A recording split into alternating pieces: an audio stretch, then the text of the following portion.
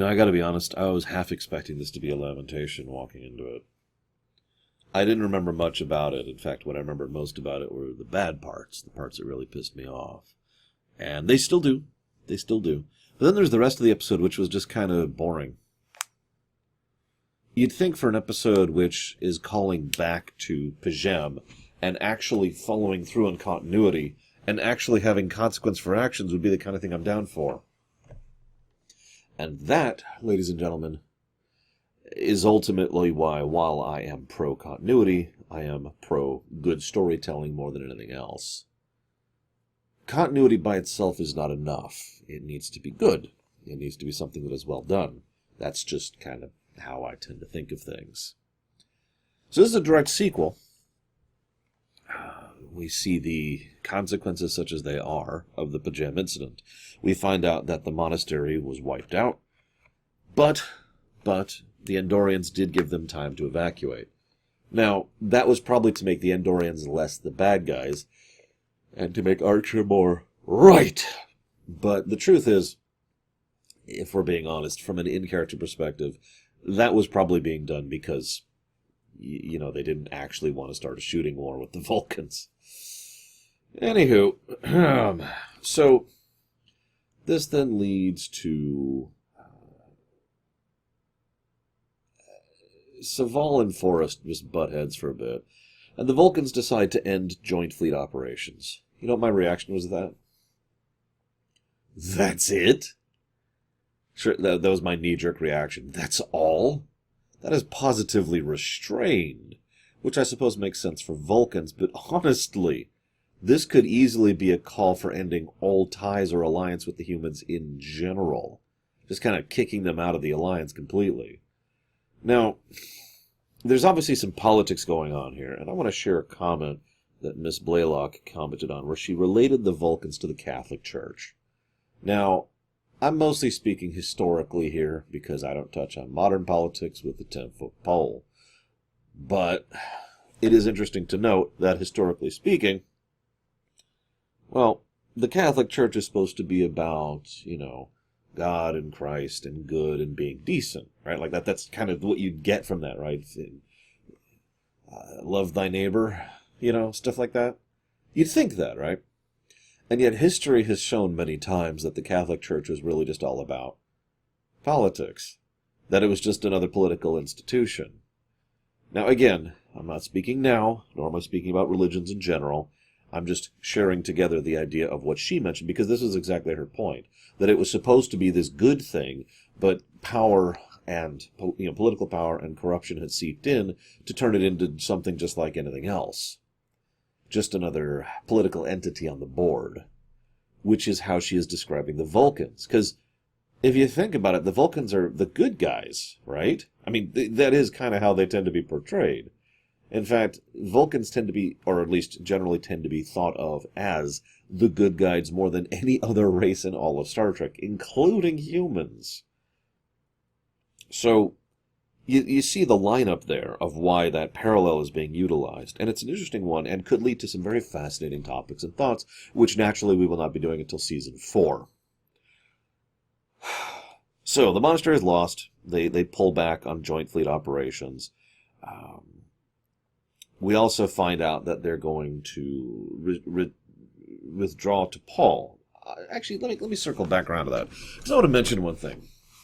There's this bit where Archer says, yeah, no, you can't come down, Trip. Sorry, I need Hoshi. Just in case, right?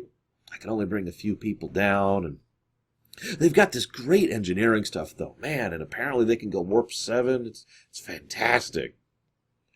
Based on evidence both within the episode and within the franchise as a whole, I just want to mention something, because this is one of those things that we as fans and theorists have to do, and analysts as well. We have to decide whether something is actually legit, or if it's just something that someone's saying. And there's a huge gap of difference between those two things, because if these people, the Corridons, if they actually have Warp 7 now, which is insane on many levels, it begs the question of why they aren't in a state or position that they should be later, and why it'll be many, many years until Journey to Babel, actually, where it's a plot point that they are being considered for entry into the Federation. Now, so if that Warp 7 thing was legit, then what we have is bad writing, because that's stupid. But if what we have is the idea that this is just him messing with Tucker in-universe, then it's just him messing with Tucker, and now we can excuse it. And this little equation that I just ran through very briefly is something that I have had to go through for, oh God, since I was a kid. Since I was talking about Star Trek on the playground with my friends. This is such a long-standing thing. And I'm sure a lot of you understand this exact same equation, right? Not just with regards to Star Trek, just with any long-standing franchise. What happens on screen isn't necessarily always codified canon, because sometimes they're lying or misinformed, or they're just saying something to get across a point, or they're slanted, or they're biased, or whatever, right? And there's just plenty of reasons for why things are not necessarily canon, and that equation should come up. And I just wanted to mention that because I heard the Warp 7 thing, and I was just like, oh, come on, he's got to be messing with him. There's no way.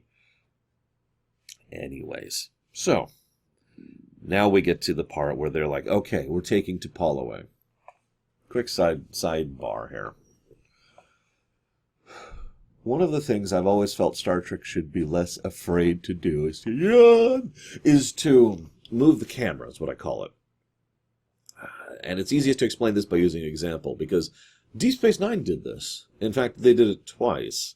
Once during the Dominion War arc, around the beginning of Season 6, end of Season 5, I think. And,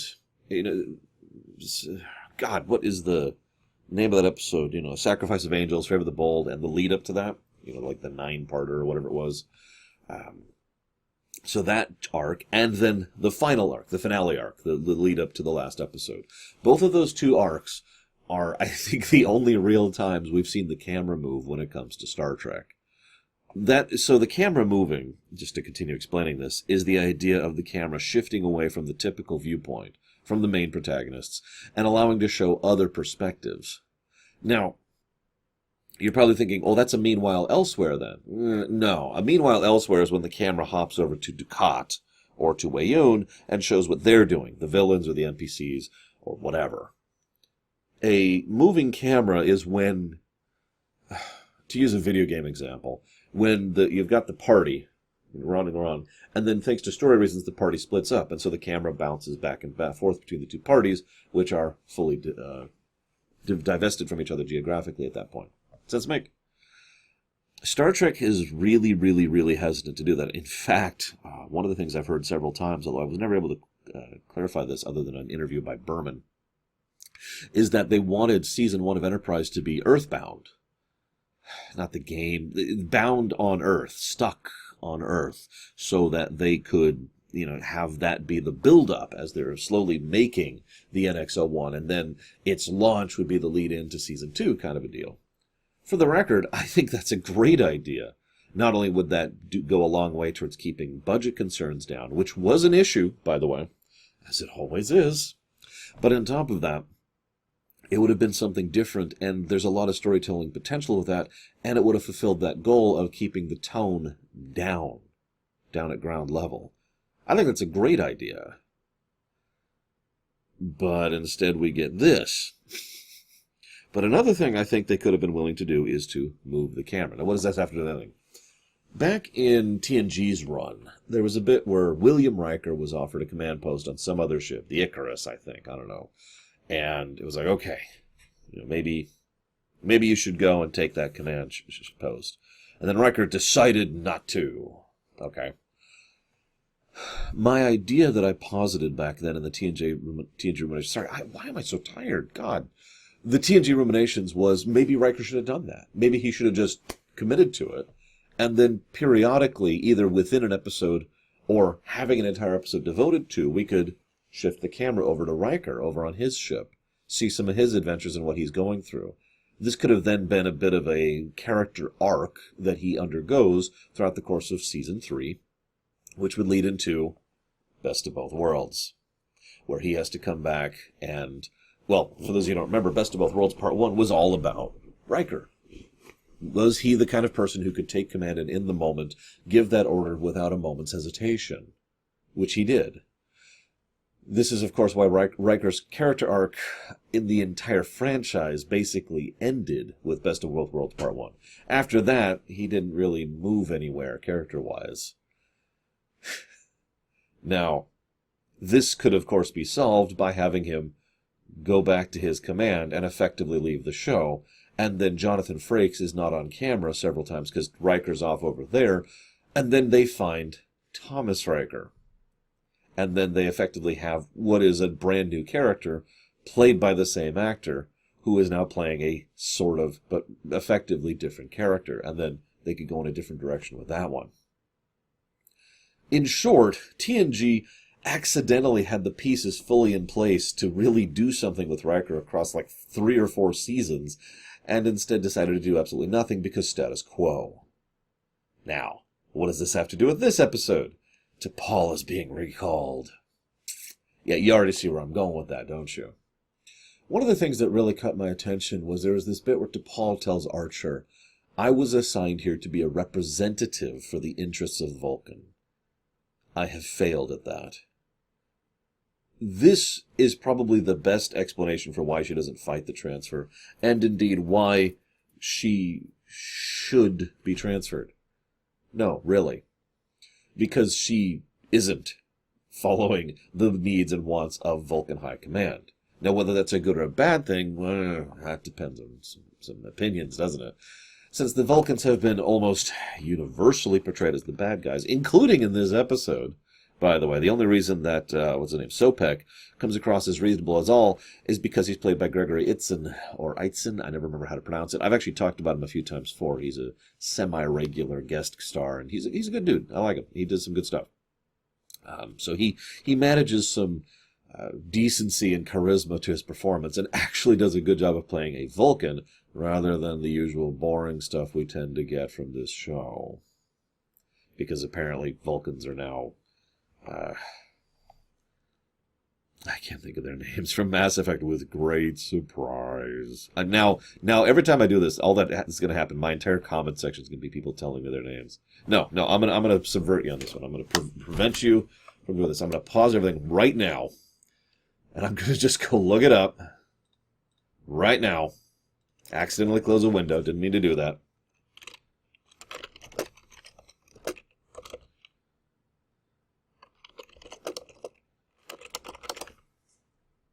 The Elcor. There we go. Okay, now you can't go into the comment section and say it's an Elcor, because I already looked it up. And I'm going to have to fix those windows later. All right, so... so he does a decent job of that. But the Vulcans being portrayed antagonistically kind of doesn't really work here. You could have had her going back and seeing how different it is to work on a Vulcan ship and how maybe disinteresting it is. Well, there's a nice little bit where Phlox points out that Vulcan has tried many times to put a Vulcan on a human ship, and every time they have failed horrifically. Now, first of all, that doesn't speak well to the Vulcans. In fact, that's actually kind of disgusting when you think about it, that they couldn't do their job for longer than a month because they found it too horrific to work with humans. Like, I know we're bad, but really? No, T'Pol is the first one to actually break ground here and manage for longer than 6 months, I think we're at this point. There's also a great bit where Phlox says, isn't it logical to indulge in a bit of pride for that? And she says, pride is a human indulgence. No, T'Pol, you have massive amounts of pride. That's probably why she reacts so strongly to that. Anywho, and we covered the pride thing before, so I'm not going to rehash that. But the point is, have her go back. Have her interact with the Vulcans, and it's all peaceful, right? It's very logical. It just lines up perfectly, and she's not mentally engaged in it anymore. There's no challenge. There's no task. It's just, it becomes routine and mundane. And T'Pol individually realizes that she doesn't want that. She doesn't want mundane. She doesn't want routine. She wants to change and alter and do and grow. She wants to challenge her preconceptions. So she starts to fight against that, and I'm not sure because I don't know season 1 or 2 of Enterprise as well as I do with TNG, so I can't map out an arc for how this could then tie her to rejoining the crew, but that would be the overall impetus, is eventually she would rejoin the crew. I mean, at the very latest, by the time they go to the Expanse in season 3. Something. But no, instead we look at this like, yeah, sure, she's leaving the ship. Uh-huh, wink, wink. Yeah, and the main characters are gonna get killed this episode. Wink! So,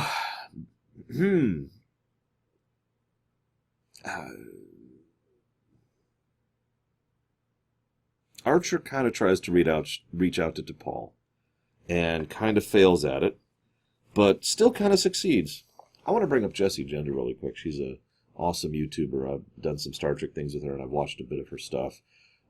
She tends to be a little more hard-hitting than I am, but also her focus tends to be more on the real-life implications rather than mine, which I'm mostly focusing from an in-universe perspective here, as well as the technical creation of the show thing. But I bring her up because she mentioned that she went through Enterprise somewhat recently, from my perspective, which from the time this video came out would be over a year ago from your time. And binging it changed her perspective on it, because Enterprise Season 1 and 2 still had its issues, and it certainly does.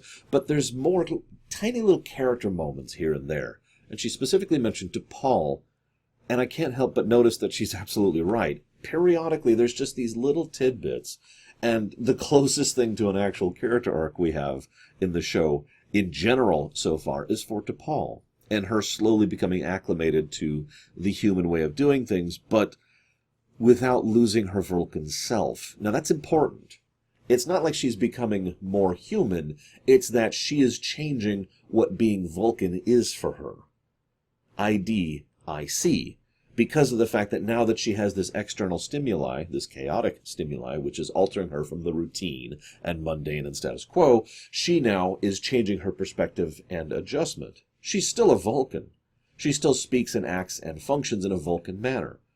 But you can see how now she is a different Vulcan than a Vulcan who is only surrounded by other Vulcans, right? And this has been a tiny little tidbit. Like I said, just tiny little things. I like to show evidence, so here's my evidence in this episode.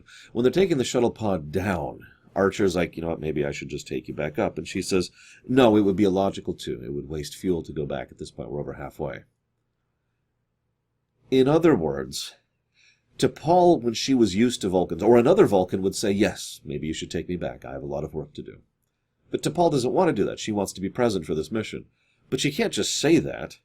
So instead, she decides to find a way to talk around saying that. She actually does that twice this episode here, once and once later in the sickbay. No, I can't go catch up.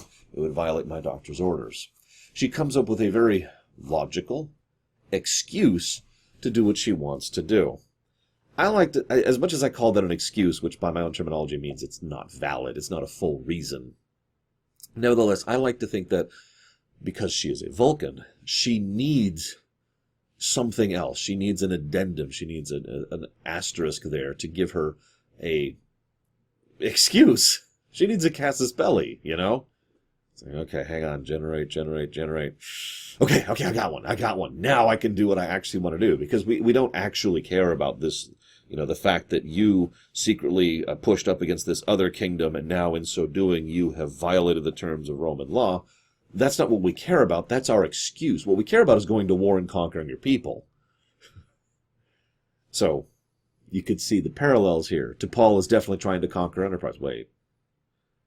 Oh, God, there's probably a fanfic about that. Don't. I don't want to hear it. I don't want to hear if there is. Let's move on. So, they start to land, and they're attacked by a fighter jet. I had a random thought. The shuttle pod certainly seems to be decent, and it can take, you know, decent pressure, you know, into the gas giant, which is stupid. And it's got plasma weapons of some sort. It's not quite a fighter. And I found myself wondering what a Tomcat would do against that thing. I actually don't know. I'm not that familiar with the physics of how a fictional metal would interact with a real-life, you know, series of warheads. But it's just food for thought. Anyways. So they're captured. Yay! This then, up until now, I've actually been with the episode. Really. There's been some interesting politics that aren't discussed, but that's more of a, well, that would have been cool, but we're not doing it thing, the Voyager effect, rather than anything actually bad about the episode. But then the episode decides to piss me off. So first, we find out that the Chancellor tells them, don't give them anything, don't negotiate, whatever you do. And, and they're like, okay, so we need to go down, we need to launch a rescue mission, we need to figure out how to rescue our captain, we're going to do everything in our power. Then they're contacted by the Vulcan, Mr. Edson I mentioned earlier, he plays Sopak, and he says, hey, how are things? And they're like, what? He's like, hey, so, yeah, we're going to help. We're totally going to be helpful here. It's going to be cool. We're going to take over this operation in order to try and better deal with it because we have more experience with this and we're probably better equipped to do so than you. So then they go over to actually be like, hey, maybe, we should coordinate on this. Can you give us any information on this? At every step of the way, the crew, mostly Tucker, is just fighting against Sopak tooth and nail to the point of being actively rude. Like, international incident-causing levels of rudeness. Also, Sopak insists that they send a rescue effort, which then makes Tucker very upset, of course, and the whole Enterprise crew. The whole bridge crew's on with this, because screw you because you're the Vulcans. You're wrong because you're the Vulcans. Ignore the fact that they were thinking about a rescue effort themselves earlier. Then Sopak says we're not negotiating, to which they're like, oh, even if it would save lives? So, the negotiate with terrorists thing is actually a horrifically gray morass of black, which honestly I'd rather not cover, and to be frank, TNG already did a way better job of this over on the high ground. One of my favorite parts about that rumination is actually how many of you disagreed with me in the comments section. That's not a joke. I had a lot of people disagree with me in that episode, which is awesome, because it meant we actually had points we could discuss and elaborate on. By contrast, in this episode, it's made abundantly clear that the crew are right even when they change their own positions and what they're pushing for, and the Vulcans are in the wrong. There's even a bit later in the episode where the Vulcans attempt a rescue attempt, which probably would have succeeded based on all that we see, and in so doing, effectively get in the way of the Andorian... by the Andorians in this episode. The Andorian rescue attempt. It sure would have been nice to know about that and, kind of coordinate, right? No, that's nonsense. We got to be all pissy.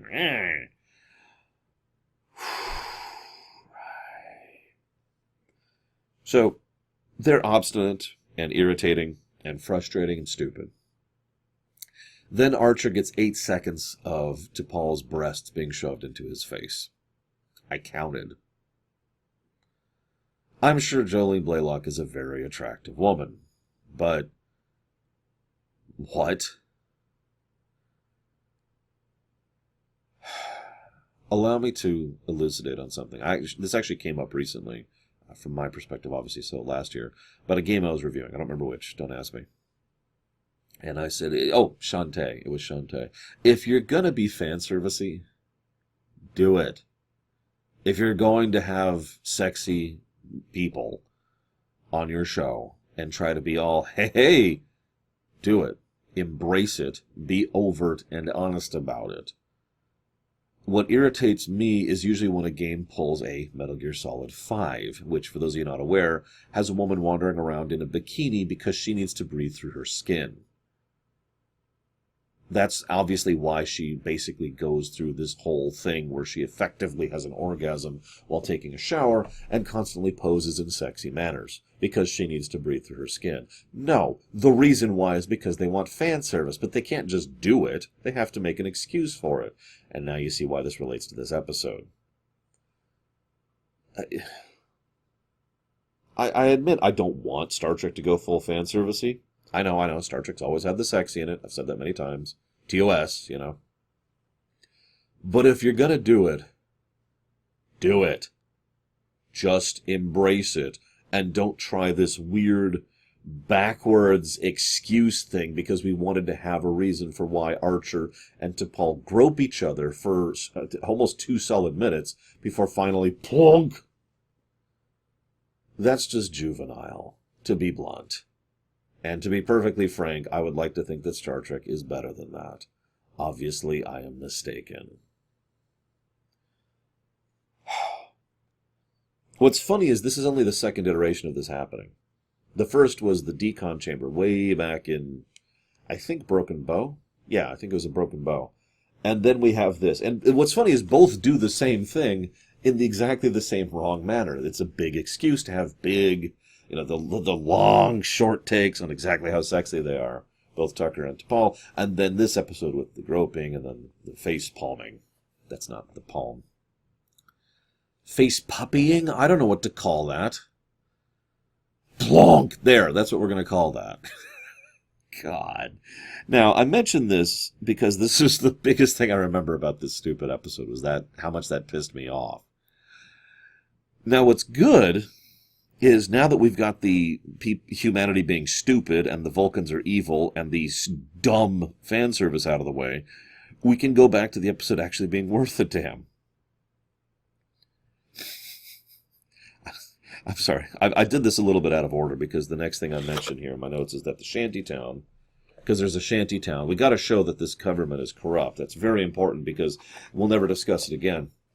And then they talk about how they demand weapons, which they don't even have. And then the Vulcans are not helpful, and then he wants to rescue them, and they want to negotiate, and they refuse to share. And Hoshi literally pulls the static gag, and at 30 minutes in, finally we have Shran in the episode. And miraculously, the episode starts to get better. I'm not actually joking. Not just because Shran's in it, because now they've gotten over the stupid, and now it's like, okay, Shran insists that the Vulcans are preparing for war. Huh. Then they do this rescue op. Reed has to point out that Tucker doesn't have his gun. The Vulcans attack. There's bad coordination. Shran actually gives the scanner back. Nice little moment. Here, this is yours. And quick side note. Shran mentions he can't get a good night's sleep. I'd like to think that's an exaggeration or, a metaphor, because I'm all for other cultures, but the idea of Shran being neurotic enough to literally not be able to sleep because he's in debt to someone is stupid. Just to say this as bluntly as I can. In fact, I hate to point this out, but in the future, Shran will be in debt to Archer several more times, and then vice versa. So I'm not sure if that should be taken as read. Once again, we have to judge whether or not what he says is something that is literally a part of canon, or whether it's just a random comment. I mean, if I say my feet are killing me, I don't mean that literally, do I? Or if I say an episode's making me tear my hair out, evidence notwithstanding, I don't mean that literally. So I think I could argue that he's not literally failing to get sleep. This is just, that's kind of his excuse, right? Because he has this very grudging respect for Archer in person and a growing respect for T'Pol, and that will be a thing that comes forward in the future in 40 episodes. God, Shran's not going to be back for a while. I'm just going to tell you that right now. He's got to show up in season 2, though, doesn't he? Whatever. Point being. No, he does. He shows up in season 2, episode 15. I remember that now. Because we'll be covering that in January. Anyways, I don't think he meant that literally, and I sure hope he didn't, because if he did, that's even stupider than I'm already giving this episode credit for. So then, T'Pol is horrifically injured. No, it's just a sympathy play. She's fine. Archer is just trying to play on Sopek's sympathies in order to gain an ally in the political infrastructure of Vulcan. Okay, I'm kind of with that. And then the episode ends and T'Pol says, because of course she does, because bad ending. I suppose this isn't really a bad ending. It's not as bad as I was thinking. This is a, return to status quo ending, because of frickin' course it is. I want to talk about something. I know I'm done with the episode, but you'll notice I didn't bring up the politics of this episode at all, because the episode doesn't bring it up. What we have here is a fascinating and engaging topic which could easily fill multiple episodes, both as a foreground and a background story point. Vulcan interventionism. Now, let me jump in really quick here. Interventionism is almost always portrayed as a bad thing, probably because historically people misuse that. But all interventionism means, really, is when you decide to interfere with another country's affairs, either for international concerns or for your own concerns. That's what interventionism means. It is the diametric opposed governmental philosophy of isolationism, where you think about your country and try to ignore other countries. And obviously both can go to extremes, just like most things can. So, now that we've defined that, once again, trying to not talk about modern politics, there's plenty of interventionism to talk about over the course of the last 1,000 years. Or 2, or 3. We actually discussed interventionism extensively when it came to the modern warfare lore run, if you want to hear a larger discussion about that. The Vulcans are clearly practicing that, in general. They have diplomatic ties all over the place. They have trade deals. They have mining concessions. They are working with the government, the recognized government of this planet, in order to try and benefit from it. They're also willing to get involved when it comes to their internecine affairs. Now, in this case, they had a casus belli. One of their own was taken. But the moment they have that excuse, they have absolutely no hesitation in immediately launching an attack in order to hurt a local cell or local member of whatever the revolutionary group is, of which there are apparently plenty. We also have a few little tidbits of the fact that the Vulcans are in charge of are backing the corrupt government, but the only evidence we have of that corruption is the fact that they have class distinction, aka the same thing that we have in real life everywhere. Because there's the central city and then there's the shanty town. And we aren't actually shown the central city, but they reference it, I think 3 times, the economic divide there. I bring all this up because, again, the episode doesn't, but it should have. The idea of the Vulcans getting involved in lesser races, I say lesser, that's such a horrible word. Less developed, less involved in the galactic community. Because the whole point that I'm trying to reach here is that the Vulcans seem to be practicing a semi-regular approach of interacting with other races which are not yet a part of the galactic community in order to benefit the Vulcans. Interventionism. Now, again, as I mentioned before, and this is why I gave that preface, I'm not necessarily saying that's wrong, but it's interesting that the episode doesn't even begin to discuss whether or not that's wrong or right. It's just, well, it's wrong because it's the Vulcans, and that's pretty much the attitude that's taken here. Because Archer's right. I think they could have done so much with this concept, especially in this episode. Have T'Pol be, if you're not going to actually take her off the ship, have her be directly and personally involved in whatever this revolution is. We don't even know what they're fighting for. Are they trying to supplant the local government? Is this a standard junta situation? Or are these people disenfranchised? Is this the beginning of a revolution? Is this an independence movement? We know nothing, because the episode doesn't even begin to discuss this. And I know I'm into politics, and I want more politics. That is to say, political intrigue in my Star Trek, and in my fiction in general. But that's because I'm into political intrigue, which I call it that because I think there's a difference between, Game of Thrones and politics, right?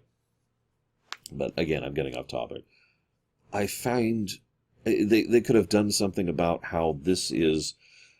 Imagine if Earth had decided to back the idea of working with the Vulcans on this matter, so Archer had to grit his teeth and go along with the Vulcan command and basically follow Sopek's orders in order to rescue both T'Pol and to salvage relations with the Coridians, or whatever they're called. Why? Well, because this is then another step in Earth getting closer to Vulcan. As in, becoming more politically and diplomatically tied to Vulcan, trying to mend the fence of the fact that, hey, by the way, we cost you your spy facility and your, your monastery. Sorry about that. Just the beginnings of that, which could be an arc. This could be a recurring thing. This actually is addressed in Season 2 in the episode Transin, but again, I'm getting ahead of myself. They could have also gone the route where maybe the local government really is kind of dictatorially corrupt. Maybe there is a degree of rampant excess and waste in their economic system. But because of the fact that they are the recognized government and are trying very hard to continue to produce X, Y, Z resources, which are very valuable and useful to the Vulcans back them. Which could say a lot of things about Vulcan's approach to other races. the idea that at least at the Vulcan command level, Vulcan High Command, which are almost universally shown as the bad guys in this show, hint, hint, season 4, hint, hint. Sorry, spoilers. It'll come up again. That's all I'm saying. The Vulcan High Command being the bad guys will be a recurring trend in this show. And maybe the Vulcans in general don't really agree with what Vulcan High Command is doing. But you remember what T'Pol said a few episodes ago? Tradition. Shoot, I wrote down the quote. Give me a second. See if I can find it. So we got the Phlox episode. Then there's the time travel episode. Hang on. Nope. Before that. Another that stupid episode. Oh my God, how long ago was this? Can't have been that long, right? Oh, here we go. Perfect. Our commitment to tradition outweighs personal choice. There it is, right there. Bam. It was Breaking the Ice, which is a great T'Pol episode.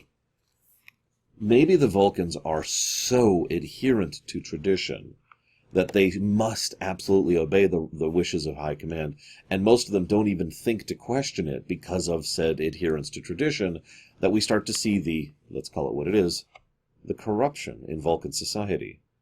Because all it would take would be for High Command to be corrupt, for them to be self-serving or, not good. I hesitate to use the word evil, but you see the direction I'm leaning there. And because Vulcans live very, very long lives, this then actually makes things even more problematic than they would be if this was a human society. I mean, if I told you that the leading political elite were corrupt and self-serving and generally leaning towards evil, you'd be like, yeah, and? Now imagine if that particular group of elite was kind of new in being that, like they hadn't been that evil before. But not only are they now, but they're going to keep that office for another few hundred years. Because they're just going to stay in office, and everyone's just going to kind of go along with it. Think about that. And again, no real-life parallels. I'm thinking purely within the confines of Vulcan society, which, thanks to their long lifespan, leads to a few other issues that we don't really have in real life. So, you could see why this could then really flesh out the episode. Oh my God, the High Command told us to do this. And T'Pol then, of course, being someone who is trying to broaden and push her horizons to challenge her preconceptions, is someone who is now thinking about the High Command. This could eventually lead to an actual conflict between T'Pol and High Command, which, actually, in Season 3 it does finally come up. But again, we're here in Season 1. Just food for thought. I'm just tossing out random ideas. I could probably come up with another 5 or 6 if I just sat here and kept talking, but I'm sure you don't want to hear that. I'm curious of your thoughts on this whole political quagmire, which they don't do anything with. Which is a darn shame. Oh well, let's go ahead and move on to the next episode, which I don't remember what it is, but either way, I'll see you next time.